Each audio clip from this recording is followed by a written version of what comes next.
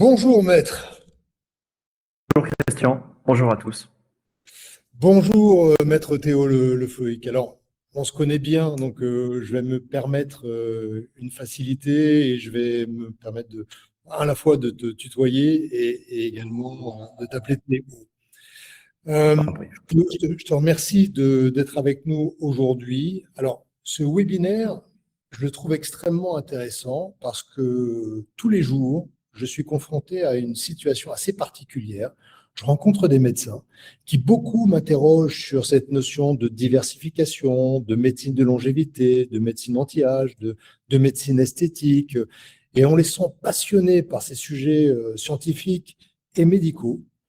Et à côté de ça, très souvent, ce sont des sujets, je pense aux sujets fiscaux, patrimoniaux, sur lesquels euh, ils sont intéressés, mais il y a, je pense, un manque de savoir ou d'information de qualité qui est terrible. Alors, moi, je viens de l'univers commercial, donc cette notion d'optimisation juridique, je la trouve extrêmement passionnante et même intellectuellement, vous allez voir, c'est quelque chose que quand on commence à comprendre, on est vraiment ravi de pouvoir avancer. Et pour ce webinaire sur cette notion d'optimisation fiscale, alors encore une fois, l'optimisation, c'est pas un gros mot, hein, c'est juste, on va parler de tout ce qui est légal aujourd'hui dans l'univers du médecin. Et donc, en face de nous, maître, nous avons essentiellement des médecins dans lequel, donc, qui exercent généralement en cabinet de médecine générale ou médecine de spécialité, alors, quelquefois avec un double ou triple installation. Et à chaque fois, les questions qui reviennent, c'est est-ce que je peux faire mieux que ce qu'on est capable d'avoir quand on est simplement installé en profession libérale. Donc, avant de lancer ce webinaire, est-ce que Théo, tu pourrais te présenter un petit peu et présenter un petit peu ton expertise et pourquoi est-ce que c'est un sujet qui va passionner? Oui, merci Christian. Très bien, eh bien, je suis Théo Le Floïc, avocat au barreau de Bordeaux, avec une particularité géographique. Si vous faites quelques recherches, vous allez vite vous apercevoir que je vis et travaille notamment depuis l'île Maurice, il est vrai, mais je suis bien avocat au barreau de Bordeaux, c'est mon rattachement, où nous avons un cabinet donc d'avocats avec mon associé Simon. Notamment, nous évoluons dans des domaines d'expertise qui sont relatifs à l'entreprise, alors, de manière générale, qu'elle soit commerciale, libérale euh, notamment, et bien entendu de la fiscalité et de la gestion du patrimoine. Et c'est pour ça, je pense que Christian, tu m'as invité aujourd'hui, c'est pour parler. Alors, on va faire le lien, vous allez voir, on va faire le lien entre l'entreprise en tant que médecin, puisqu'on est expert médical, mais aussi chef d'entreprise. C'est justement un peu le centre du sujet aujourd'hui. Et au-delà d'être chef d'entreprise, on est aussi gestionnaire d'un certain patrimoine qu'on peut développer en tant que chef d'entreprise. Donc c'est un peu tout l'objet du webinaire d'aujourd'hui, c'est de vous parler du juridique, parce que c'est mon métier. Je ne suis pas là pour proposer un produit d'épargne, d'assurance vie, ce genre de choses. Moi, mon métier, c'est le juridique. Et c'est essentiellement, euh, j'ai pour but de vous donner les clés de compréhension pour que vous compreniez vous-même. C'est ça qui est important, que vous compreniez vous-même quelles sont les clés qui vous permettent justement de peut-être d'améliorer la situation sur le plan patrimonial et fiscal pour passer à des niveaux supérieurs. Super. Alors, on va démarrer rapidement. On va partager un sondage. Je ne sais pas si hop, euh, on peut le voir. Retour à la liste. Je ne sais pas si on le voit à l'écran, le sondage. Alors, je le vois dans la section sondage, moi, de mon côté. Ouais. Alors, au niveau du webinaire, vous avez, j'en profite, plusieurs œillets sur votre gauche. Vous avez la possibilité, dans le domaine de la conversation, de pouvoir échanger. D'ailleurs, c'est toujours intéressant de voir si jamais tout le monde nous entend bien, si jamais tout est OK. Visiblement, ça a l'air d'être le cas. Et vous avez un petit œillet questions-réponses. Vous avez la possibilité là de poser vos questions. Alors, on y répondra peut-être au cours de cette web conférence. Et vous avez un petit œillet sondage. Je ne sais pas si jamais vous voyez, alors c'est le deuxième qui nous intéresse, parce que le premier, il n'y avait pas en trop, mais c'était une question que souvent on aime poser aux professions médicales, c'est d'après vous, quel est votre bénéfice annuel qui finit réellement dans votre poche après impôts et charges? Et c'est une question que vous devriez connaître. D'ailleurs, c'est comme l'âge de votre retraite et le montant de votre retraite. Dans les formations de Bioptimise, on s'amuse aussi à essayer de sensibiliser les médecins sur cet événement qui va marquer leur carrière. Et très souvent, alors je ne sais pas côté pourcentage de bénéfices qui reste, je ne sais pas si jamais les questions seront bonnes, mais ce qui est sûr, c'est qu'au niveau de la retraite, très souvent, il y a beaucoup d'erreurs. Donc, l'idée de cette webconférence, on va parler évidemment de la CELARL, qui est un véhicule juridique qu'on retrouve dans l'univers commercial et qui est adapté à la profession libérale sous forme de cette notion de CELARL. Et on parlera aussi avec Théo de la holding. Ce sont souvent, on s'imagine que la holding, c'est quelque chose de réservé à Bernard Arnault ou à des capitaines d'industrie. En fait, on s'aperçoit que d'une façon tout à fait légale, un médecin, quand il est structuré et organisé au niveau juridique, il peut y avoir un intérêt au niveau de la holding. Donc, on va y aller dans l'ordre. Théo, est-ce que tu peux... le sondage, visiblement, est intéressant, puisque je ne sais pas si jamais tu vois le résultat, mais entre 30 et 50%, mais aussi, je n'en ai aucune idée, 66%.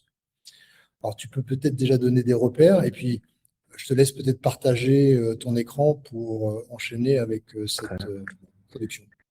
Très intéressant. Avant de partager mon écran, je donne un début de réponse au sondage. Il y a à peu près un tiers, je vois des votants qui ont eu raison, c'est entre 30 et 50% de reste, du coup, net dans la poche, entre guillemets, après impôts et charges. Alors, quand on dit impôts et charges, petite précision, hein, c'est impôt sur le revenu et charges, en fait, je fais référence aux charges sociales, cotisations notamment.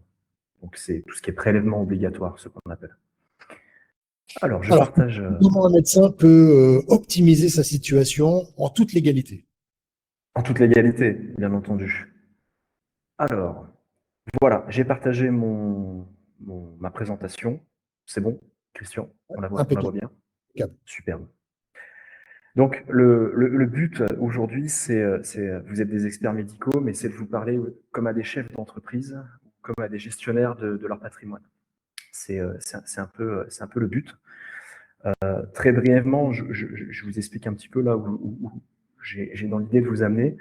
C'est que pour moi, tout entrepreneur, qu'il soit dans l'industrie, dans le commerce, dans une activité libérale ou autre, il a un peu ce qu'on appelle une ligne de vie au niveau de son entreprise et de son patrimoine. Et cette ligne de vie, elle a 4 grandes étapes. La première étape, c'est la création de son activité. Là, c'est tout ce qui a trait à l'acquisition de votre expertise médicale, à son développement. Et très souvent, ça démarre par une entreprise individuelle. Ensuite, on a le stade du développement de l'activité où on va se structurer un peu plus. Parfois, pas tout le temps, mais parfois, on va s'associer avec des confrères ou des consoeurs. Et là, on va chercher peut-être à optimiser un petit peu ses revenus d'activité, à se structurer avec des process, recruter une secrétaire, etc. Et la troisième étape, c'est faire fructifier ses affaires, faire fructifier les revenus de son activité.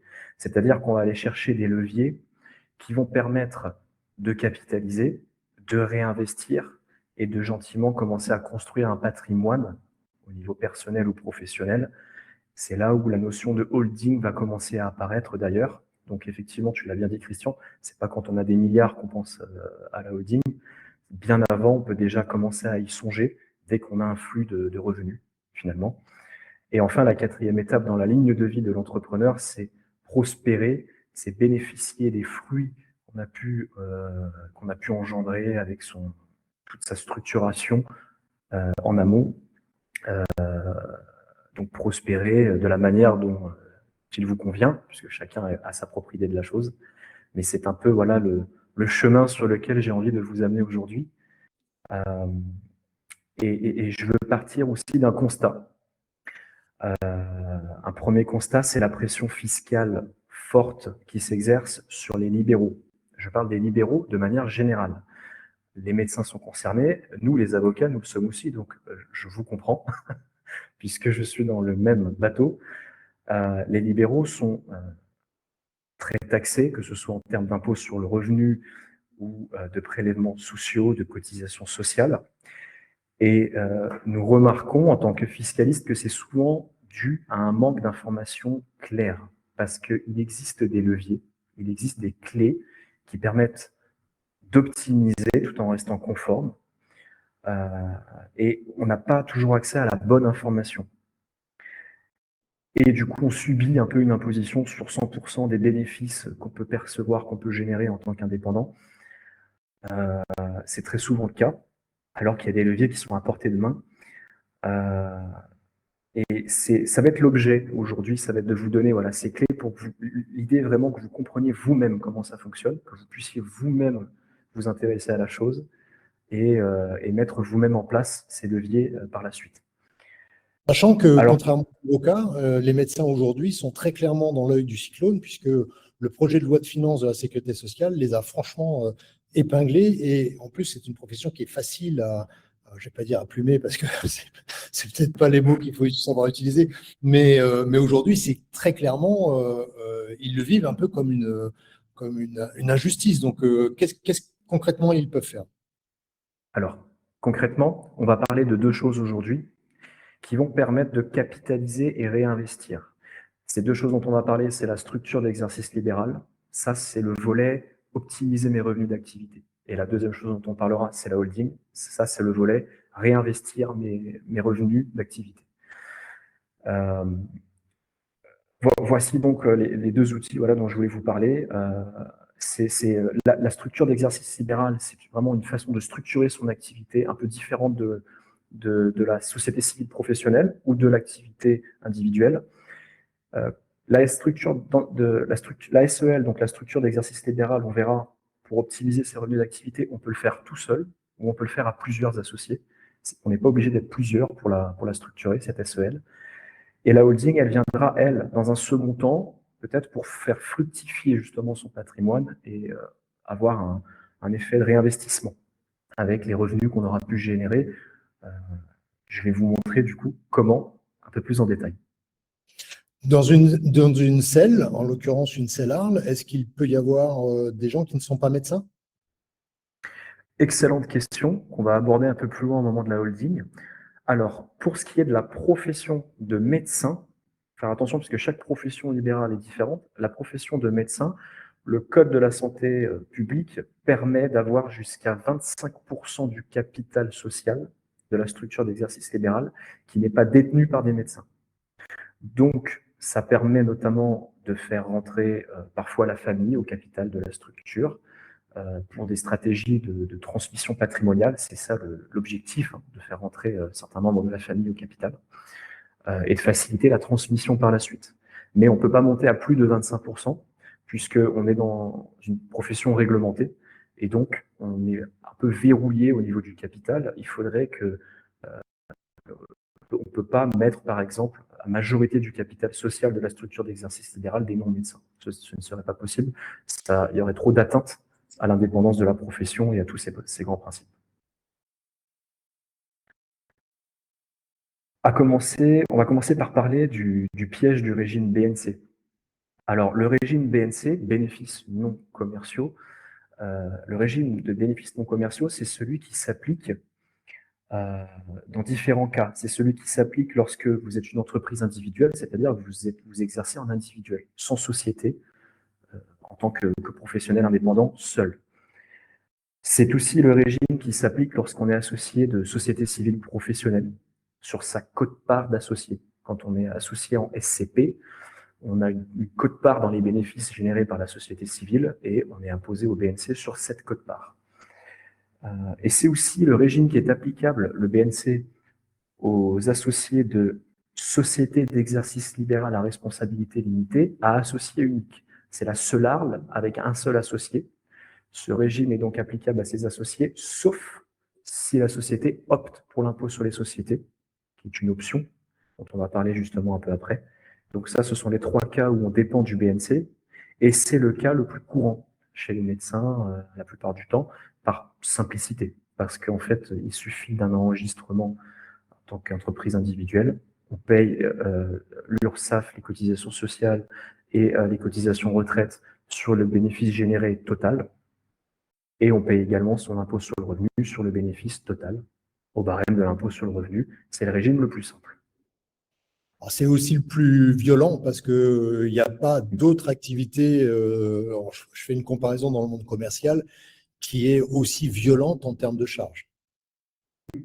Alors, effectivement, c'est le régime le plus violent en termes de charges et de prélèvements obligatoires, avec une petite nuance. C'est dans le cas où on peut bénéficier du régime micro-BNC. Parce que le régime BNC, je vais simplifier énormément, mais il y a dans les grandes lignes deux régimes BNC. Il y a le BNC déclaration contrôlée, où on a son chiffre d'affaires moins les charges et on soumet aux cotisations sociales et au barème de l'impôt sur le revenu. Et on a le micro-BNC. Ça, on en bénéficie lorsque le chiffre d'affaires hors taxe est inférieur à 77 700 € par année. Et quand on est dans ce cas-là, on a certains abattements qui peuvent être favorables au niveau fiscal. Mais quand on n'est pas dans ce cas-là, effectivement, le régime BNC est assez violent en termes au niveau fiscal. Ce qui est assez rare quand on est médecin et qu'on exerce à 100%, on est assez rapidement au-dessus de ces sommes-là. Effectivement, effectivement. Alors, on a fait très vite au-dessus. comment faut faire, maître? Alors, avant de parler de comment il faut faire, je reviens très rapidement pour que vous ayez vous compreniez un petit peu le régime BNC. Véritablement, eh bien, tout votre résultat est taxé à l'impôt sur le revenu au barème, 0 à 45%. C'est pour ça qu'on dit que c'est un peu violent.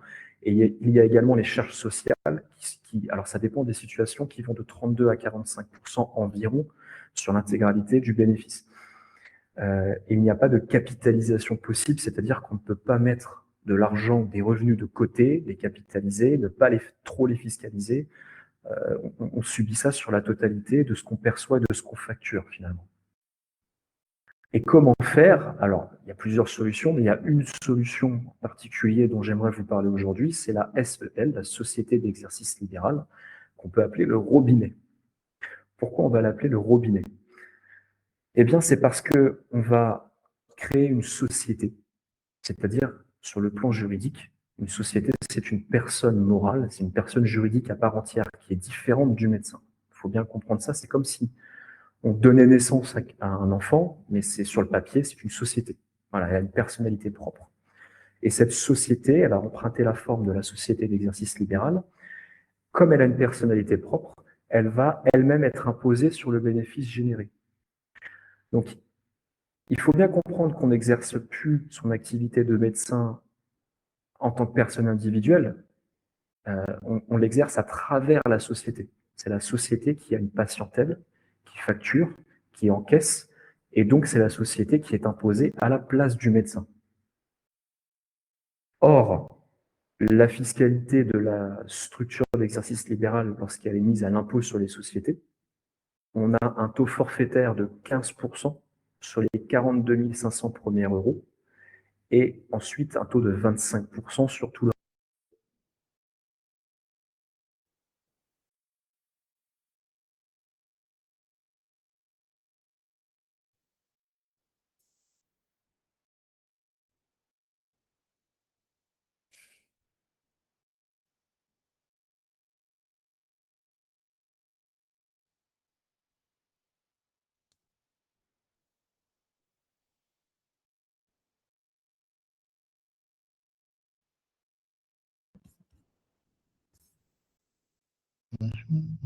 Allô, allô? Est-ce Oui, que oui, vous m'entendez? on t'avait perdu un tout petit peu, ouais. Alors, toutes mes excuses. C'est comme quoi les coïncidences, on en a parlé juste avant le webinaire, j'ai une coupure de courant dans le bâtiment. Et donc, je viens de passer sur un réseau Internet qui est un petit peu fragile, mais qui devrait tenir le temps que la coupure passe. Voilà, navré pour l'inconvénient. Donc, je reprends où j'en étais. Le taux d'imposition à l'impôt sur les sociétés dans la structure d'exercice libéral, il est de 15% sur les 42 500 premiers euros, puis 25% sur le reste, et pas de cotisation sociale sur le bénéfice facturé par la société. Donc, on passe d'une situation BNC où la totalité est soumise à cotisation sociale 32 à 45%, plus barème à l'impôt sur le revenu 0 à 45%, à une situation où la société va être imposée à 15 et 25% seulement.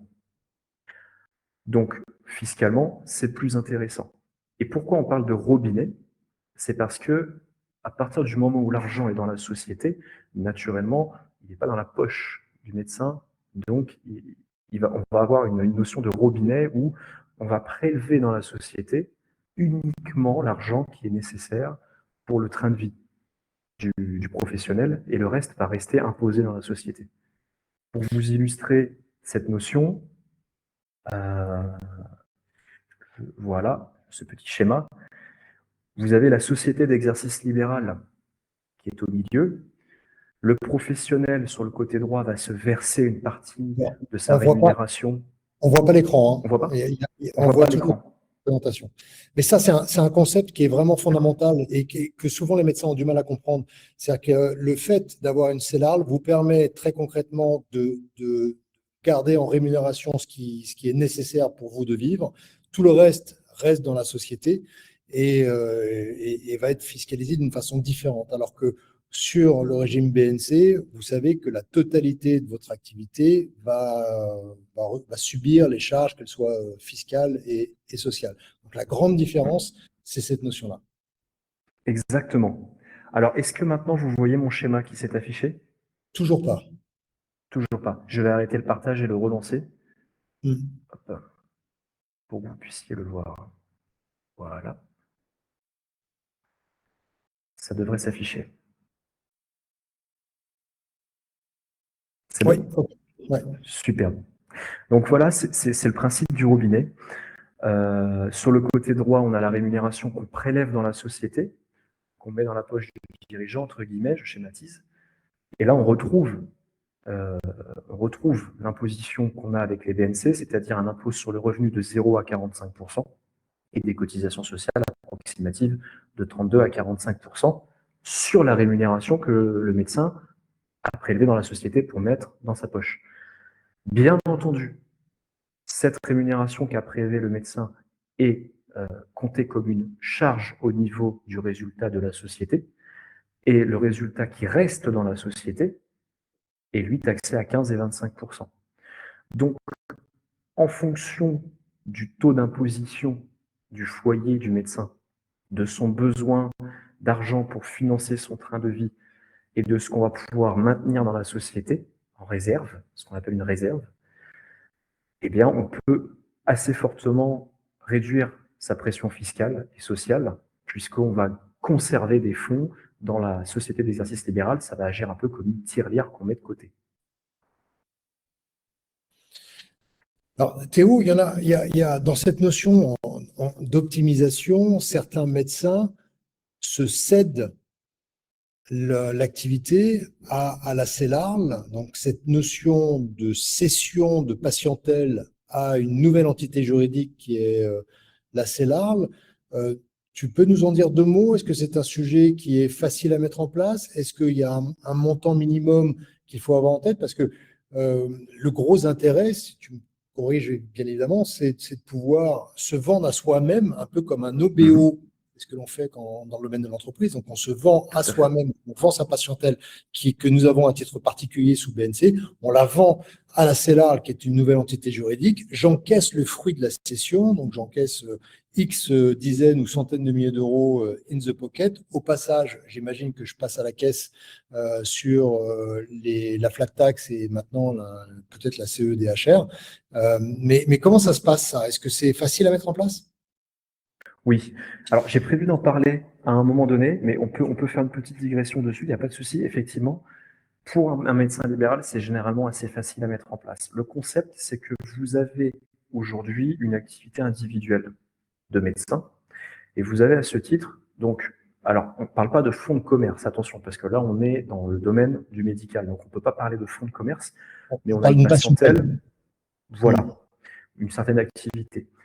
On peut céder à soi-même, ce qu'on appelle un OBO en anglais, un owner buyout, donc céder à soi-même effectivement sa patientèle. Quand on dit céder à soi-même, c'est-à-dire qu'on constitue une structure d'exercice libéral dont on est associé et dirigeant, et cette structure va acheter notre activité par rapport à la valeur qu'elle a. Et comment on finance cet achat? C'est la banque qui finance la société pour qu'elle puisse acheter l'activité au médecin libéral. Ce qui permet au médecin de dégager du cash d'un seul coup et d'avoir de l'argent en main, propre cette fois-ci, pour pouvoir investir ou financer son train de vie. Et ça permet également de loger l'activité dans la structure d'exercice libéral. De ce fait.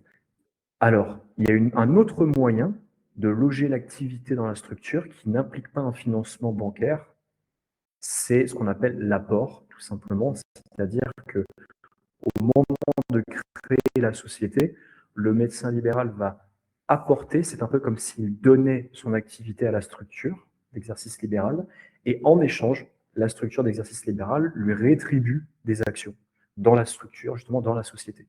C'est une opération qui est neutre, qui n'implique pas de transaction financière, qui n'implique pas de financement bancaire, c'est simplement un échange d'une activité à la structure en échange d'actions dans la société. Ce sont les deux moyens concrets de passer d'une activité indépendante et individuelle à une structure d'exercice libéral. Alors ça, c'est dans le domaine du commercial, c'est ce qu'on appelle un cash-out quand on arrive à céder. Donc, c'est avoir les fruits de cession, donc de l'argent qui va vous permettre d'investir et je sais pas, d'investir dans de l'immobilier à titre personnel ou de financer les vacances ou de financer les enfants. Mais c'est quelque chose que vous devriez absolument regarder parce que c'est un des rares leviers que vous pouvez utiliser pour faire ce cash-out. Tout à fait. Autre moyen, si vous êtes en SCP, en société civile professionnelle, il est possible de transformer la société en structure d'exercice libéral. C'est une opération de transformation de la société, tout simplement. La société n'est pas dissoute, elle ne perd pas sa personnalité par le biais de la transformation. On va simplement changer ses statuts et changer son régime fiscal pour pouvoir la transformer en structure d'exercice libéral. Donc c'est aussi possible. Théo, est-ce qu'il est possible de faire un crédit vendeur? Dans ces cas-là, je me vends à moi-même, mais je n'ai pas envie d'aller voir une banque. Est-ce que je peux dire, bah, la CELAL va rembourser sous forme d'un crédit vendeur le médecin, bon an, mal an, tous les ans? Alors j'imagine qu'il y a une cote mal taillée qu'il faut regarder, mais est-ce que c'est possible ça? Tout à fait. C'est tout à fait possible. Et ça peut être très pertinent lorsqu'on ne veut pas avoir recours à un financement bancaire, peut-être, notamment. Parce que ça peut faire un peu peur, le financement bancaire, mais c'est d'ailleurs quelque chose qui n'est pas très compliqué à obtenir pour un professionnel libéral, pour un médecin. Les banquiers sont assez favorables à ce type d'opération et ils sont très souvent d'accord pour financer ce genre d'opération. Oui, oui, ça, je confirme. Beaucoup de médecins aujourd'hui utilisent ce levier d'apport-cession, enfin de vente à soi-même via une CELAL. Avec un financement bancaire, c'est relativement facile. Mais c'est pas du tout innocent ma question parce que si jamais vous faites un crédit vendeur, enfin vous faites un crédit vendeur à vous-même, quelque part, vous allez vivre sur le remboursement de cette dette que la CELAL vous doit. Et étant donné que c'est un remboursement, bah, il y a quand même nettement moins d'impôts, de charges sociales et fiscales. Donc tout ça se regarde parce que évidemment on est quand même en France, donc il y a des notions. Et d'ailleurs, si jamais ce sont des sujets sur lesquels vous avez envie d'aller un peu plus loin en profondeur, je vous encourage grandement. Enfin, il y aura un formulaire qui va vous être proposé où vous pouvez avoir soit un diagnostic flash, soit une consultation un peu plus approfondie. Mais ça, c'est extrêmement important et c'est tout à fait, je ne vais pas dire facile à mettre en place parce que c'est structuré. Mais est-ce qu'il y a des minimums? C'est-à-dire que est-ce qu'il y a un moment donné où en dessous, les frais juridiques de cette cession ou de cet apport ou cette création de CELAL, ça vaut pas le coup ou au contraire, tout le monde y a droit? Je pense que dans la situation d'un médecin qui n'est pas au micro-BNC, donc qui va être supérieur à un chiffre d'affaires de 77 000 euros à peu près par an, on peut le considérer. Alors, il faut nécessairement faire un petit diagnostic en s'intéressant au taux d'imposition du foyer, aux dépendants qui y a dans le foyer, au nombre d'enfants, au revenu du conjoint ou de la conjointe. Tout ça doit être pris en compte pour savoir si vraiment, in fine, l'opération est intéressante.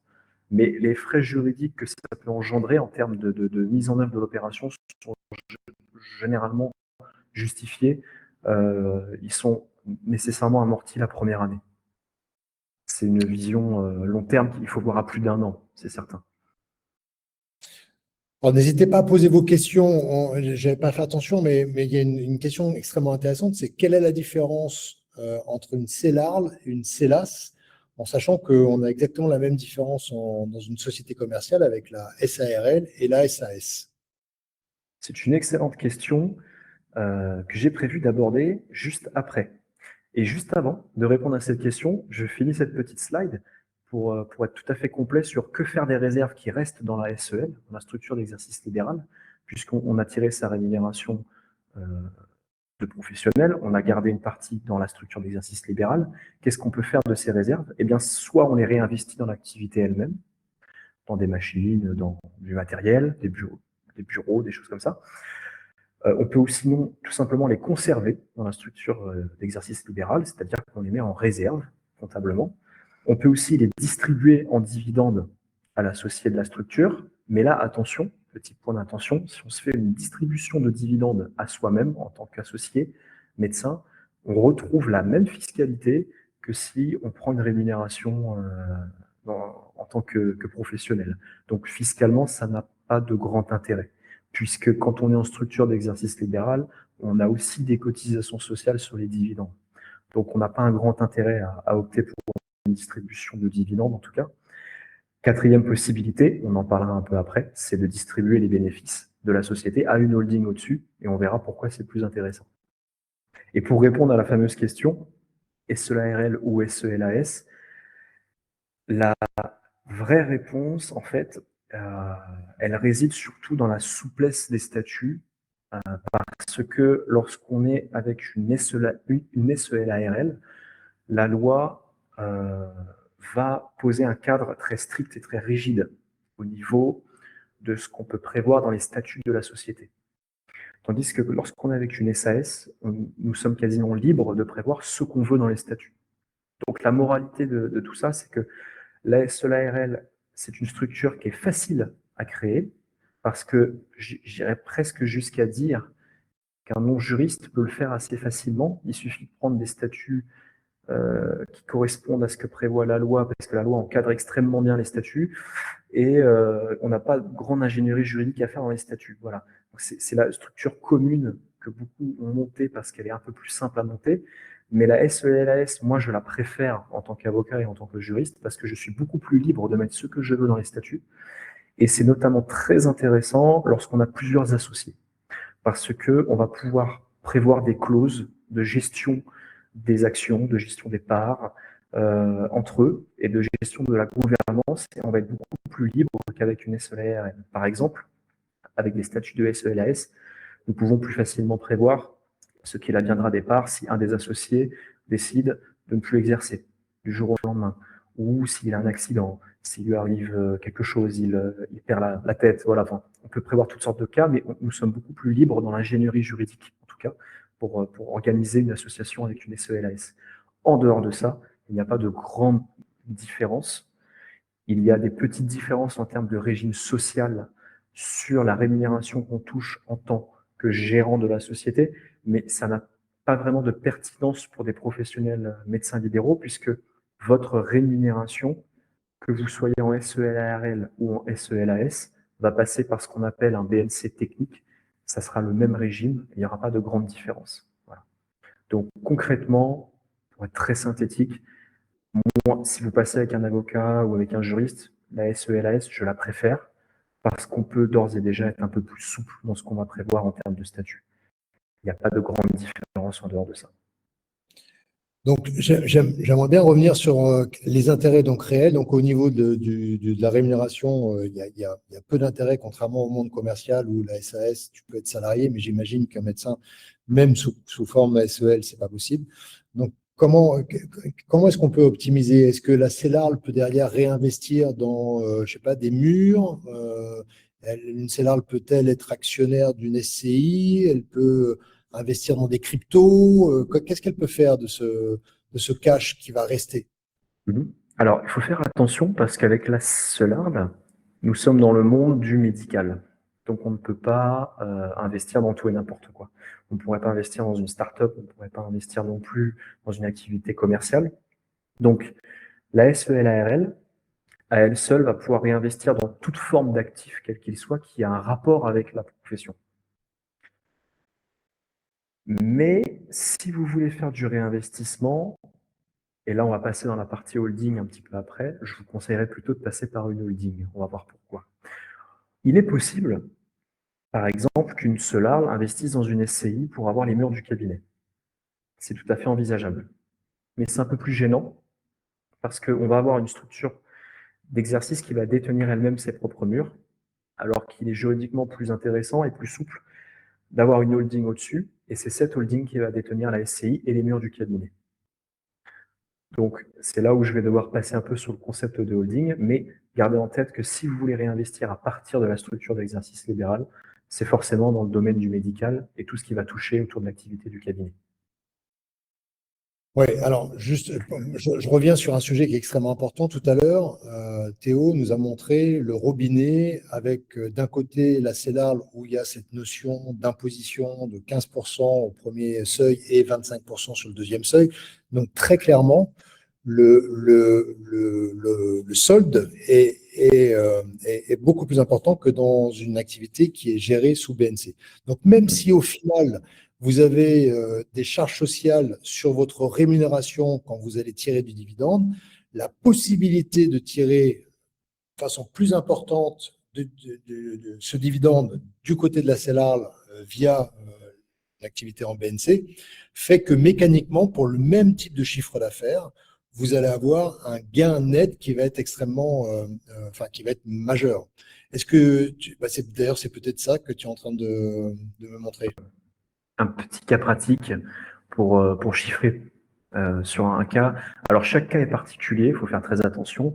Et là, j'ai vraiment pris une situation un peu lambda pour essayer de vous illustrer la chose. Là, j'ai chiffré, j'ai fait une simulation sur un cas où nous avons un médecin qui est marié et qui a un enfant. Le chiffre d'affaires du cabinet est de 220 000 € à l'année et le ou la conjointe a à peu près 30 000 € de revenus annuels. Voilà, donc ça c'est la situation. Aussi, il faut préciser que dans ce cas-là, le besoin réel pour le train de vie du médecin, il a besoin de tirer 8 000 € par mois de rémunération pour financer son train de vie. Mais il n'a pas besoin de plus que ça. Donc son chiffre d'affaires de 220 000 € par an est largement plus élevé que les 8 000 € par mois, donc les 96 000 € par an dont il a besoin pour financer son train de vie personnel. Donc dans ce cas-là, si notre médecin est en revenu net BNC, en activité individuelle, sur les 220 000 € qu'il a générés, il se retrouve à la fin de l'année net d'impôts et de cotisations avec 126 455 € dans sa poche. S'il exerce avec une structure d'exercice libéral, il a dans sa poche et en réserve dans la société un montant de 157 056 € net. Donc quand on soustrait les deux montants, ça fait que sur une année entière, on a un gain de 30 601 € d'impôts et de cotisations sociales. Ce qui est significatif quand on veut ensuite réinvestir de l'argent, quand on sait que pour un investissement immobilier, il faut un apport, ou qu'on veut investir un petit peu pour se diversifier sur du financier ou autre chose, 30 000 € par an, cumulé sur de nombreuses années, ça peut commencer à chiffrer. Sûr. Bien sûr. Donc là, c'est vraiment un cas pratique. En fait, tout va dépendre du taux moyen d'imposition du foyer, du nombre d'enfants, mariés ou pas, des revenus du ou de la conjointe, et du besoin en train de vie. Parce que si moins vous avez besoin d'argent en train de vie, plus vous pouvez laisser dans la société, moins vous paierez encore de prélèvements, et ça on peut monter à beaucoup plus que 30 000 € d'économie par an, comme on peut être un peu en dessous si on a vraiment besoin d'avoir beaucoup plus dans sa poche. Voilà. OK. Alors, Donc il y a vraiment deux intérêts hein, dans ce qu'on a vu sur cette première étape de la CELA. Le premier, c'est cette vente à soi-même côté CELA qui permet de dégager du cash. Certes, il y a un impact fiscal, il y a un impact oui, fiscal, puisqu'il y a un flat tax qui est à payer, mais c'est une façon de faire du cash out qui est majeure. Et puis le deuxième intérêt, c'est vous garder un peu plus d'argent pour être investi dans différentes activités qui est plus liée à votre activité médicale. Est-ce que les médecins sont capables, via la CELA, de réinvestir dans des medtech? Parce que c'est un peu à la mode. Alors ça aussi, ce sont des sujets qu'on regarde beaucoup au sein de Sésame. Puisque c'est l'univers médical, est-ce qu'ils seraient capables d'investir en tant qu'investisseurs? Alors, c'est une vraie question qui est assez casuistique. Ça va dépendre de l'entreprise dans laquelle on veut réinvestir. Et là, ça touche à la déontologie du médecin, puisque le médecin, dans ses activités, il va devoir rester quand même dans des activités qui sont médicales ou qui sont l'extension de son activité médicale. S'il veut investir dans une activité qui est plutôt, on va dire, de nature commerciale, il va falloir qu'il isole complètement, à mon sens, l'investissement en passant par une autre structure. C'est là où la holding va devenir notamment intéressante, c'est qu'on va recréer une structure parallèle où on fera circuler l'argent qui a été mis en réserve pour investir dans ce type d'activité. Mais je ne pense pas que la structure d'exercice libéral soit le véhicule privilégié pour ça. D'accord, donc il y a une étape du dessus qui est la création de la holding. C'est là où on en vient, c'est que là, on a bien compris qu'on a réussi à optimiser ses revenus. On a l'argent dont on a besoin pour notre train de vie dans la poche, on paye le BNC dessus, IR et cotisation sociale, mais on a des réserves dans la société. Les réserves, elles sont restées dans la société, donc il faut savoir ce qu'on en fait vraiment maintenant. Et c'est là où la holding peut devenir intéressante. Et la holding, il faut la voir comme une tirelire générale qui va permettre de faire grossir le patrimoine. Alors, déjà, j'arrive plus à changer. Ah voilà. La holding, qu'est-ce que c'est? En fait, c'est une autre société, donc c'est une deuxième société, une deuxième entité qu'on va créer et qu'on va interposer entre le praticien, donc l'associé, et sa structure d'exercice libéral. Parce qu'on n'est pas obligé d'être directement associé de sa structure d'exercice libéral. On peut très bien interposer une entité intermédiaire qui sera du coup une holding en anglais, détenir. Son but à cette société, c'est de détenir des choses, des investissements notamment, des actifs et des participations. Et pourquoi est-ce qu'on va mettre une holding au-dessus? Pourquoi est-ce qu'on va s'embêter à faire ça? On expliquait tout à l'heure que si on prend un dividende, c'est-à-dire un revenu à la fin de l'année sur les bénéfices de la société d'exercice libéral, on va retrouver une fiscalité forte, impôt sur le revenu et cotisation sociale. Alors que les dividendes qui remontent dans une holding ne sont taxés qu'à un taux effectif de 1,25%. Je rentre dans le détail. Normalement, une holding est imposée sur ses bénéfices à 25%, comme toute autre société, normalement. Lorsqu'un dividende va remonter de la structure d'exercice dans la holding, on va prendre en compte uniquement 5% du montant de ces dividendes qu'on va imposer à 25%, ce qui fait un taux effectif de 1,25%. Donc si on remonte 100 € de dividendes, l'impôt payé sur cette remontée de dividendes n'est que de 1,25 €. Et c'est un gain significatif par rapport à un dividende qu'on prendrait dans sa poche, personnellement. Et on va ensuite utiliser cette holding comme véhicule de réinvestissement dans des medtech, dans des murs, dans d'autres structures, d'autres cabinets, si on veut se développer avec d'autres cabinets. Enfin, on peut penser à toutes sortes de réinvestissements. Et c'est à ça que sert la holding, c'est à récupérer les bénéfices conservés dans la structure d'exercice avec extrêmement peu d'impôts pour justement les réinvestir ailleurs.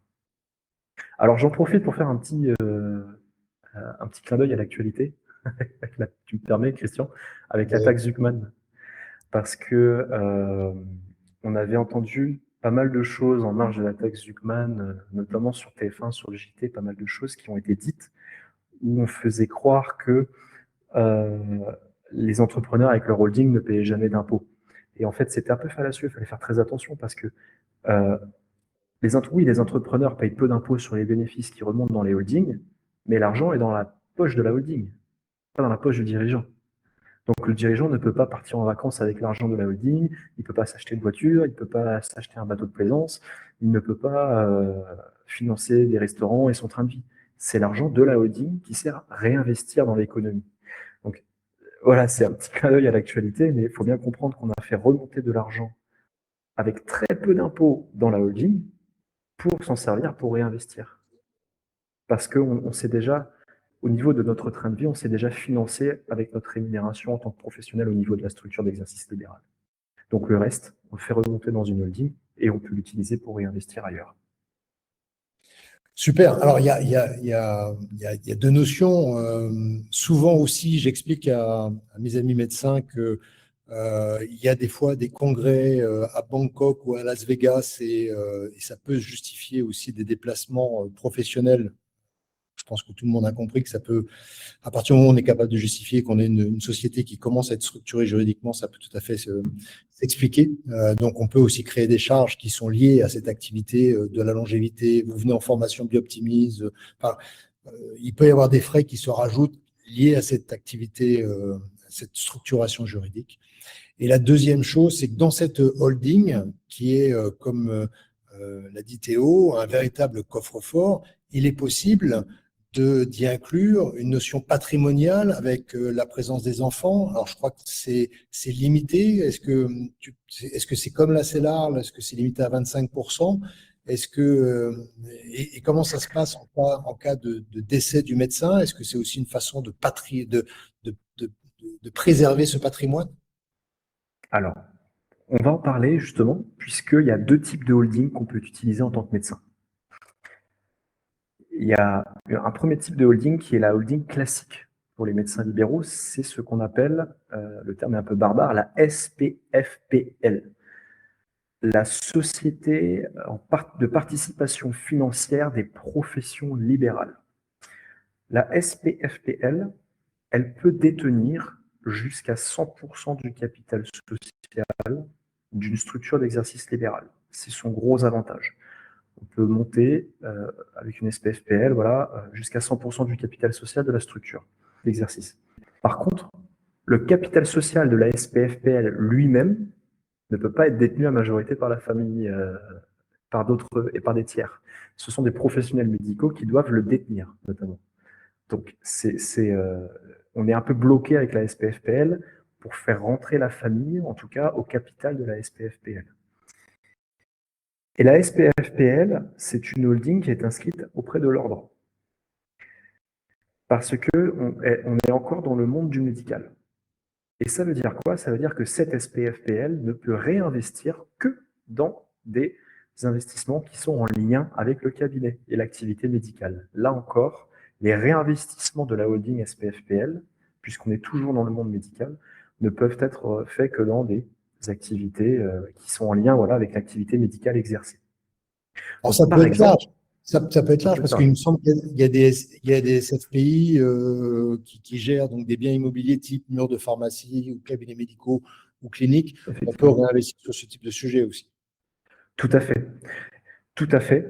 Je prends mon exemple personnel. Je suis structuré en SEL avec une SPFPL et nous avons un projet actuel qui est de faire remonter des bénéfices dans la SPFPL pour ensuite constituer une SCI sous la SPFPL, laquelle SCI va acheter les murs de notre cabinet d'avocat. Donc c'est exactement le même principe. C'est en lien avec nos activités. Donc ça, c'est la SPFPL, société qui peut aller jusqu'à 100% du capital social de la structure d'exercice libéral, mais dont on ne peut pas trop faire rentrer la famille, et une société qui ne peut réinvestir que dans le domaine de l'activité médicale. Alors, je vais accélérer, je vais passer à une slide un peu en avance pour être plus clair. On a le deuxième type de holding, c'est la holding de droit commun.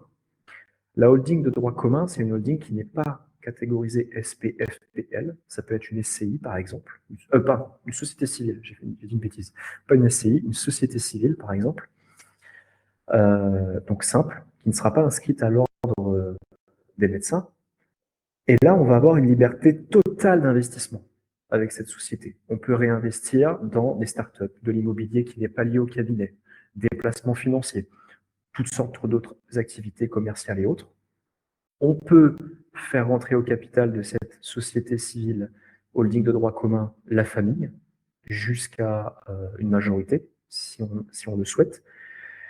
Et par contre, cette société holding de droit commun ne peut détenir que jusqu'à 25% du capital de la SEL, de la structure d'exercice libéral. Donc très concrètement, on a la structure d'exercice libéral au milieu, et au-dessus, on peut mettre deux types de holding. On peut mettre une SPFPL, jusqu'à 100% si on veut, ou une holding de droit commun, mais jusqu'à 25% maximum. Donc, on peut soit choisir de n'utiliser qu'une SPFPL exclusivement, au-dessus de sa structure d'exercice libéral, mais ça veut dire qu'on ne va pouvoir réinvestir le bénéfice remonté que dans des activités qui sont liées au médical. Soit on peut tenter un panachage, où on met une SPFPL et une société civile de droit commun, qui va remonter jusqu'à 25% de bénéfices du coup. Et donc on a une SPFPL qui remonte 75% des bénéfices, une société civile de droit commun qui remonte jusqu'à 25% de bénéfices, et chacune peut réinvestir dans ces domaines. Alors, deux questions. Donc là, on s'affranchit de l'obligation d'investir dans l'univers médical. Et il y avait des questions tout à l'heure sur la notion de private equity ou qu'est-ce que je peux faire, ou de l'immobilier. Donc là, on est bien d'accord qu'on s'affranchit de cette obligation. On peut investir à hauteur des 25% du capital sans aucun problème dans n'importe quelle activité. Mais est-ce que, alors, ça existe dans l'univers commercial, est-ce que les 25% de la SAS peuvent absorber 50% des dividendes? Donc là, on rentre sur des choses un peu techniques, 50% des bénéfices, pardon. Est-ce que c'est possible? Est-ce que c'est limité? Dans le domaine commercial, il y a des actions à droit préférentiel ou qui donnent des droits un peu spécifiques. Est-ce que, en fonction de la situation, est-ce que les médecins peuvent développer ça? Alors, c'est très malin, c'est bien pensé. Et dans le domaine commercial, ça peut très bien fonctionner. Mais dans le domaine médical, c'est très risqué, à mon sens. Je vais vous expliquer pourquoi. J'en mets un peu dans le contexte. Donc, imaginons qu'on ait une structure d'exercice libéral détenue à 75% par une SPFPL et détenue à 25% par une holding de droit commun. Naturellement et normalement, si on a un bénéfice de 100 qu'on veut distribuer en dividendes, 75 ira dans la SPFPL et 25 € ira dans la holding de droit commun, puisqu'on suit les pourcentages de détention. Et ce que tu suggères, Christian, c'est on crée des actions de préférence, c'est-à-dire que les 25% d'actions détenues par la société civile de droit commun donneraient le droit à plus de dividendes que 25% du capital. C'est exactement ça. Donc, c'est possible sur le plan juridique, mais pour des professions libérales médicales, c'est dangereux. Pourquoi? Parce qu'on a eu, le 19 octobre 2023, un arrêt de jurisprudence qui a semé une pagaille chez les libéraux, et pas que chez les médecins, puisque les avocats, nous-mêmes, on a eu beaucoup de mal à digérer cette décision. Alors, pour vous expliquer cette décision, il faut d'abord que je vous explique le concept d'abus de droit social. Un abus de droit social, c'est lorsque vous mettez en place un schéma ou un montage qui n'a d'autre but que de contourner le paiement des cotisations sociales. C'est-à-dire qu'on n'a pas d'autre motivation assez forte pour justifier le montage que le contournement des cotisations sociales. Et on a eu le cas d'un chirurgien dentiste qui s'est présenté en cour de cassation, qui avait une structure d'exercice libéral et qui avait mis une holding au-dessus de cette structure d'exercice libéral. Le chirurgien dentiste était un praticien individuel, c'est-à-dire qu'il était le seul à exercer dans sa structure d'exercice libéral, et vraisemblablement, il se versait une rémunération technique mensuelle qu'il prenait au niveau de la structure d'exercice libéral assez faible, et il faisait des remontées de dividendes très importantes dans sa holding. Et la Cour a déterminé que dans ce contexte, il y avait un abus de droit social, et du coup, la caisse de retraite a pu appliquer des cotisations sociales sur les dividendes remontés entre la structure d'exercice libéral et la holding. Alors, c'est un arrêt qui était particulièrement choquant sur le plan juridique pour plein de raisons. Mais ce qu'il faut retenir là, c'est que c'est un rappel, un petit rappel à l'ordre, c'est que on peut profiter et optimiser, mais si on met en place un montage qui n'est motivé que par une raison d'évitement des cotisations sociales, on risque d'attirer les foudres de l'URSSAF ou des caisses de retraite qui pourraient retoquer le montage. Et donc, la solution que je propose, Christian, où on aurait une remontée de dividendes plus importante dans la holding de droit commun que le pourcentage de détention du capital, dans ce contexte, on n'a pas eu d'arrêt de jurisprudence qui a statué sur ce cas spécifique, mais je devine que ça ne plaira pas trop aux administrations sociales et fiscales. Ça permet de faire le lien. Évidemment, il n'y a pas de vraie vérité absolue. C'est-à-dire qu'en fonction de chaque cas, j'imagine qu'il y a des possibilités ou des opportunités qui sont un peu différentes. Et j'invite Anne-Sophie à mettre en conversation. Si jamais c'est un sujet qui vous intéresse, on va passer peut-être à des questions-réponses. Mais si jamais le sujet, vous avez envie de l'explorer, avec Théo et le groupe Sésame, on a imaginé vous proposer deux choses. Soit un diagnostic flash, parce qu'on est bien conscient que ça peut être intéressant pour vous, mais en fonction de quelques questions, vous verrez si jamais c'est vraiment un truc à explorer. Donc, c'est tout à fait gracieux. C'est du temps de la part de Théo qu'il a bien voulu nous accorder. Donc, n'hésitez pas à laisser vos informations pour cette diagnostic flash, encore une fois, qui est totalement gratuite. Ça vous permettra de voir si vous êtes éligible. En fait, c'est un peu l'idée. Et après, si vous l'êtes, vous verrez de quelle manière est-ce que vous pouvez le faire avec Théo. Évidemment, je ne peux que vous encourager ou avec vos conseillers. Vous avez aussi la possibilité tout de suite de réserver une consultation juridique qui est un véritable investissement aussi de la part du cabinet de Maître Théo Le Floïc, qui là va vous permettre de comprendre les enjeux d'une façon un peu plus globaux. Évidemment, toute cette notion de CELAR, de holding, mais très vite, on aborde aussi des sujets patrimoniaux et je suis vraiment, j'ai démarré par ça, mais j'invite vraiment tous les médecins à prendre du temps de cerveau pour réfléchir et regarder, parce que très souvent, on essaye de réfléchir à des trucs qui sont très, très, très, très compliqués, alors qu'il y a des choses qui sont très simples et tout à fait légales, pas si difficiles à mettre en place, par contre, avec un effet levier qui est monumental. C'est monumental. Donc, si ça vous intéresse, n'hésitez pas. Je pense qu'Anne-Sophie a dû poser ce format. Donc, petit 1, hop, le diagnostic flash, et après, vous avez le rendez-vous de consultation, et c'est directement Maître Théo et son équipe qui s'occupera de ces rendez-vous. Alors, tu as utilisé un très bon terme, Christian, tu as utilisé le terme effet de levier. On connaît l'effet de levier bancaire quand on veut faire un investissement, et là, c'est un véritable effet de levier fiscal, parce qu'on paye. En fait, concrètement, qu'est-ce qu'on fait avec tout ce système de structure d'exercice libéral et de holding? On met de côté une partie de nos bénéfices qu'on ne va pas utiliser pour nos dépenses personnelles, qu'on va fiscaliser beaucoup moins que si on l'avait pris dans notre poche. Et on l'envoie dans un véhicule adapté pour réinvestir et faire grossir le patrimoine petit à petit, comme un effet de boule de neige. Et c'est là où je veux en venir, fructifier et puis prospérer dans la ligne de vie de l'entrepreneur. C'est que quand on gagne 220 000 euros par an, par an, alors il y a certains qui ont peut-être besoin de ça dans leur train de vie, chacun a son avis sur la question, mais dans la majorité des cas, on n'a pas besoin de 220 000 euros par an dans la poche pour vivre.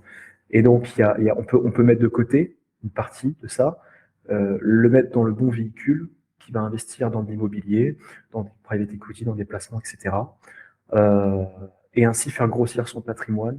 Et là, je fais appel à tous vos besoins et à vos envies en tant que personne, que ce soit transmettre à vos enfants quelque chose, mettre à l'abri votre époux, votre épouse, ou tout simplement lever le pied sans réduire votre niveau de vie à arriver à un certain âge. Tout dépend de ça et de cette constitution d'un patrimoine et de réinvestissement. Je répondrai aux questions, je pense, à la toute fin de la présentation. je ferai un petit peu Je pense sur les différentes questions qui ont été posées. on arrive un petit peu à la fin. Il y avait d'autres sujets que tu voulais aborder parce que je vois qu'il y a quelques questions qui sont. Je vais te laisser. Voilà. Je vais juste avant de répondre aux questions, donc tu le disais très bien, Christian, suite à ce petit webinaire, si vous êtes intéressé, on a décidé d'ouvrir des créneaux, deux types de créneaux. On a un diagnostic, ce qu'on appelle flash. Concrètement, c'est un appel de 20 à 30 minutes ensemble où on va pouvoir rapidement déterminer si la structure d'exercice libéral et ou la holding peut être intéressant dans votre cas en fonction de votre situation actuelle et de vos projets. On va vous donner un avis vraiment indépendant et objectif sur est-ce que c'est intéressant pour vous ou pas. C'est notre rôle en tant qu'avocat, c'est d'être le plus objectif possible par rapport à votre situation personnelle. Comme on est limité en temps, en tant que libéraux, je pense que vous comprenez ça très bien, on ne peut pas se libérer trop de créneaux trop longtemps gratuitement. Les 8 premières personnes qui s'inscriront, on peut leur offrir ce diagnostic et les suivantes, on aura un forfait de 100 € hors taxe pour réaliser cette première consultation. Et le deuxième type d'entretien qu'on peut mettre en place, c'est ce qu'on appelle un audit 360 degrés. Là, on va beaucoup plus loin que la seule question de la structure d'exercice libéral et de la holding. C'est un véritable bilan fiscal approfondi de votre situation et de vos projets pour dégager des orientations stratégiques très concrètes sur votre vie future, que ce soit une holding ou que ce soit autre chose. Et là, c'est un rendez-vous beaucoup plus complet de 1h30 environ en moyenne, où on rentre dans le détail de votre patrimoine pour envoyer des orientations stratégiques, juridiques et fiscales par la suite. Ouais, je passe aux questions peut-être. Oui, très clairement, aujourd'hui, l'activité du médecin a changé et on le voit, nous, au sein de Bioptimise, cette notion de diversification vers la médecine anti-âge, la médecine de la longévité. Alors, j'en profite, si jamais le sujet vraiment vous intéresse, vous savez qu'il nous reste encore quelques places sur le séminaire qui aura lieu au Negresco sur ce thème-là, la médecine anti-âge et la médecine longévité. Donc, c'est une façon de se diversifier, de s'affranchir un petit peu de la sécurité sociale. Donc, ça, c'est une des possibilités d'optimiser son activité. Mais cette optimisation juridique et fiscale, vous devez impérativement regarder ça de près parce que ça touche quand même à votre avenir, à votre patrimoine. Et quand on est dans une société, enfin, quand on est dans une activité qui est type société, il y a beaucoup plus de possibilités, d'opportunités, d'optimisation. Alors après, sans forcément aller sur la notion de holding, puisque on rentre dans des structures qui sont un peu plus conséquentes, mais c'est vraiment intéressant de regarder. Donc, si tu le veux bien, Théo, je vais juste jeter un œil sur les questions. Certaines, on y a répondu, notamment CELAS, tu disais que il y avait plus de souplesse sur la CELAS. En cas d'association dans une SEL en tant qu'associé minoritaire. Bon, je ne comprends pas les questions. Mais je ne comprends pas tout à fait la question, mais en soi, c'est possible. Il n'y a pas de sujet. Alors, il faut simplement bien arrêter les conditions de l'association, puisqu'on a un minoritaire, un majoritaire, pour savoir qui prend les décisions, à quel niveau et quels sont les droits de veto et de blocage. Mais c'est tout à fait envisageable et tout ce qu'on vient de dire peut être réalisé, même en tant qu'associé minoritaire. Après, est-ce qu'il y a des coûts forfaitaires pour la création d'une CELAS, d'une holding, d'une SCI? Tout va dépendre d'une part on va dire, de l'opération nécessaire pour la création. Est-ce qu'on passe par un OBO, donc un achat à soi-même, ou est-ce qu'on passe par un apport? Mais globalement, si on passe par un OBO, donc un achat à soi-même ou un apport, on peut compter, je pense, entre 3 000 et 3 500 € de frais d'honoraires pour la mise en place. Et après, il y a des frais aussi qui vont être des frais annuels, puisque nécessairement, quand on a une société, on a un comptable qui va devoir tenir la comptabilité. Et là, ça dépend de votre comptable. On peut compter à peu près 1 500 € à jusqu'à un maximum de 2 000 € pour une société d'exercice. Les holdings, c'est beaucoup moins en général. On est plutôt sur 800 €, 900 €, voire 1 000 € dans certaines holdings. Mais ce sont des frais qui sont en général largement amortis par le gain de fiscalité. Et nécessairement, on prend tout cela en compte dans le calcul. Mais, oui, ce sont des frais qui sont déductibles aussi de l'activité. Donc, il y a quand même de l'impôt sur lequel vous ne paierez pas, puisque ce sont des charges liées à cette activité. Effectivement. Il faut garder à l'esprit aussi qu'il faut avoir un bon comptable, justement, parce que le but, c'est pas de proposer une usine à gaz ici. C'est de proposer simplement une activité avec des structures sociales, des sociétés. Et pour que ça ne soit pas une usine à gaz, il faut un bon juriste à la base qui structure la chose et deuxièmement, un bon comptable qui suit la chose de manière régulière. Si on a ces deux conditions, ça ne sera jamais une usine à gaz puisqu'on aura les comptes sur le bureau tous les ans à la bonne heure.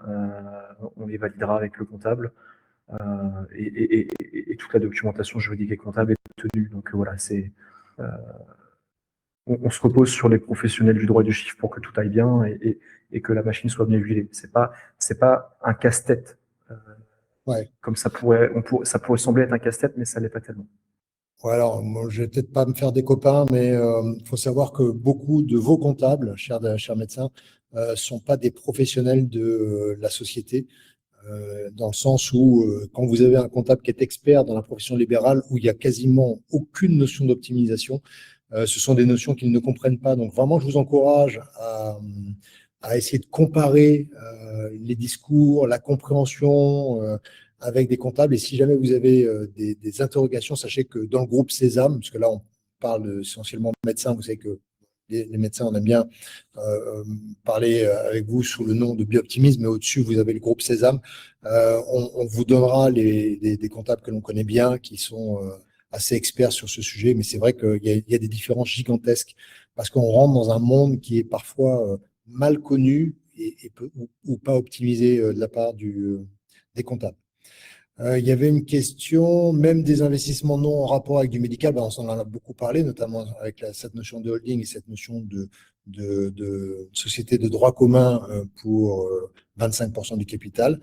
Donc, je n'ai pas le droit de laisser tout le cash de la CELARL sur ma holding sans me verser de revenus personnels pendant plusieurs années. Bonne question. Alors, c'est une bonne question. Laisser tout le cash de la Solar sur la holding sans se verser de revenus personnels pendant plusieurs années, c'est un petit indice d'abus, effectivement. C'est, à mon sens, on entre dans une zone à risque avec les administrations sociales, en fait.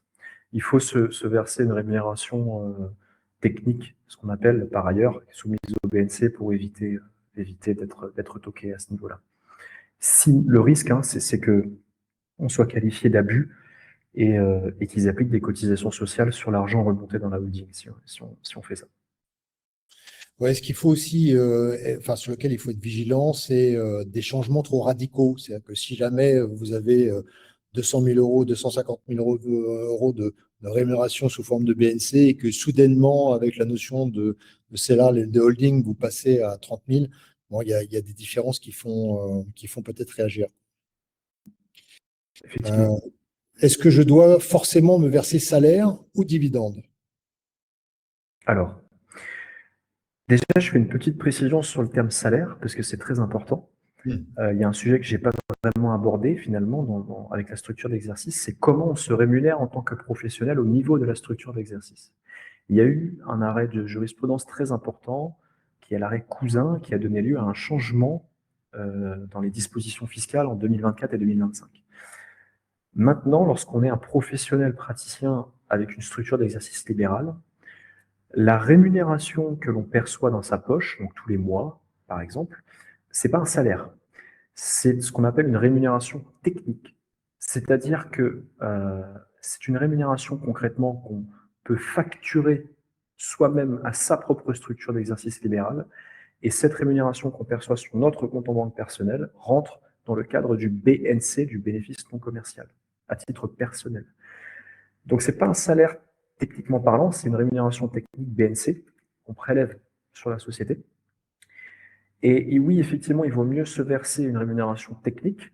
Alors déjà, ne serait-ce que pour votre train de vie, pour qu'on puissiez payer votre train de vie habituel quotidien, mais aussi pour éviter ce dont on parlait juste avant, l'abus de droit social, c'est que si on fait tout remonter sous forme de dividendes sans cotisation sociale et qu'on ne tire absolument pas de rémunération technique, on est vraiment sur une zone à risque. Donc, il faut trouver un équilibre. Et cet équilibre, la première façon de le trouver, déjà, c'est de se poser la question combien j'ai besoin par mois pour vivre. Ça, c'est la première question.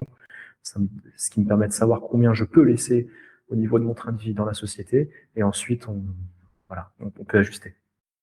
Super. Et dernière question, est-ce qu'un jeune médecin peut s'installer directement en CELARL avec Holding? Est-ce que c'est pas mieux d'attendre un petit peu pour faire justement cette OBO, hein, cette revente à soi-même? Est-ce que vaut mieux démarrer de suite? Est-ce qu'il y a, il y a une vérité? Alors, premièrement, c'est possible de le faire. Maintenant, par prudence, je serais tenté de dire il vaut mieux commencer avec seulement une seule arme, c'est très pertinent, et ensuite d'interposer la holding, puisqu'on peut le faire par la suite, sans avoir de frottements fiscaux, une fois qu'on aura un certain bénéfice à distribuer, qui aura été conservé et stocké. Maintenant, si vous êtes convaincu et vous êtes sûr et certain que vous allez avoir du bénéfice qui va être important dès les premiers mois, dès les premières années, et que vous allez avoir rapidement besoin de la holding parce que vous avez un plan de réinvestissement rapidement, on peut tout à fait mettre une holding dès le départ ou très rapidement, peu de temps après le début de l'activité. Mais la holding va intervenir au moment où on a du bénéfice à distribuer. Voilà, c'est ça la vraie réponse. Donc, Parfait. Écoute, je pense qu'on a dépassé l'heure qu'on s'était donnée. Est-ce qu'il y a encore des questions? Ah, une dernière question. Ah oui, non. Allez, si je prête 100 000 euros à ma CELARL, achat de patientèle, peut-elle me rembourser avec des intérêts? Alors, crédit vendeur, mais avec intérêt. Bon, je pense que c'est capé, mais Théo? Alors, oui, c'est tout à fait possible. C'est tout à fait possible. Alors, attendez, excusez-moi, j'ai un tout petit souci d'écran. Je suis en train de vous récupérer. Hop, pardon, j'ai besoin de 10 secondes J'ai eu une nouvelle coupure de courant. On t'entend. Vous m'entendez, hein? Je suis Ouais, toujours là, en tout cas. ouais. Hop, je récupère juste mon matériel informatique. Décidément, voilà. Donc oui, on peut faire un crédit Donc, on vendeur. peut. Et c'est très intéressant, c'est que vous pouvez vivre sur la bête qui va vous C'est rembourser ça. un peu sur tel avec un taux d'intérêt qui est limité en 2026. C'est quoi le taux d'intérêt acceptable? Alors, je ne l'ai pas regardé, je suis un mauvais élève, je n'ai pas regardé récemment, mais on est entre 3 et 4 globalement, dans ces Qui est, ordres d'idées-là. qui est mieux que ce que vous pourriez avoir sur un livret A aujourd'hui ou sur les plans traditionnels. Autre Tout à question et fait. dernière, et après je te libère. J'ai 3 enfants mariés, y a-t-il quand même un intérêt fiscal à être en CELARL? Eh bien, tout dépendra de votre bénéfice réel, des revenus de votre conjoint ou conjointe, et aussi de combien vous avez besoin en train de vie par mois. Avec ces 3 éléments, je serai en mesure de vous le dire. Mais c'est vrai qu'avec 3 enfants mariés, on peut se dire, bon, j'ai déjà pas mal d'avantages fiscaux à l'impôt sur le revenu. Donc peut-être qu'on n'a pas forcément besoin de la structure d'exercice. Maintenant, en fonction du chiffre d'affaires, du bénéfice réel et des autres paramètres, peut-être que oui. C'est pas du coup une réponse très précise, mais il faudrait qu'on ait tous les autres éléments pour pouvoir faire une simulation précise. Ouais, vraiment, il y a cette notion d'optimisation globale. C'est-à-dire que, alors, évidemment, en dessous d'un certain seuil, je pense que ça vaut pas le coup de s'emmerder parce que ça va penser, ça va prendre un petit peu de la bande passante. Mais d'une façon générale, il y a très peu de cas où on ne fait pas de l'optimisation. Enfin, pour moi, c'est une certitude. Et souvent, aujourd'hui, les enfants sont peut-être jeunes, mais ils vont grandir. Et cette holding ou ce patrimoine que vous allez créer va vous permettre certainement d'investir sur des sujets que vous ne pourriez pas avoir. Enfin, ce qui est certain, c'est que le plus mauvais statut, de notre point de vue, quand on est dans le monde commercial, c'est le BNC, hein. C'est effroyable. Entre les charges sociales et les charges fiscales, c'est c'est terrible. Bah, on a pour habitude de dire, peut-être que ça sera le mot de la fin, mais Mhm. euh, quand on est libéral au BNC, en général, dans la plupart des cas, on travaille jusqu'au mois d'août pour quelqu'un d'autre. Et à partir du mois d'août, on commence à travailler pour soi-même. Voilà, c'est pour donner une idée Parfait. temporelle de ce que ça représente. Super. Eh bien, écoutez, merci 1000 fois de nous avoir écoutés. Si jamais le sujet de cette optimisation juridique et fiscale vous titille, eh bien, prenez rendez-vous avec ces deux options. Le formulaire vous est réservé et c'est vraiment une opportunité, je peux dire exceptionnelle, mais c'est quand même très cool de la part de Théo de se rendre disponible sur ce type de rendez-vous. Donc vraiment, je ne peux que vous encourager à commencer à regarder avec ces deux orientations. Le rendez-vous de consultation est évidemment un peu plus fourni. Si jamais la notion de médecine de diversification, de longévité, d'anti-âge, c'est un sujet qui vous intéresse, n'hésitez pas. Vous savez que sur bioptimis.com, vous avez toutes nos prochaines formations. La prochaine sera au Negresco sur le mois de mars. Enfin, je trouve ça extrêmement passionnant et c'est une façon aussi de s'ouvrir au monde d'une façon nouvelle.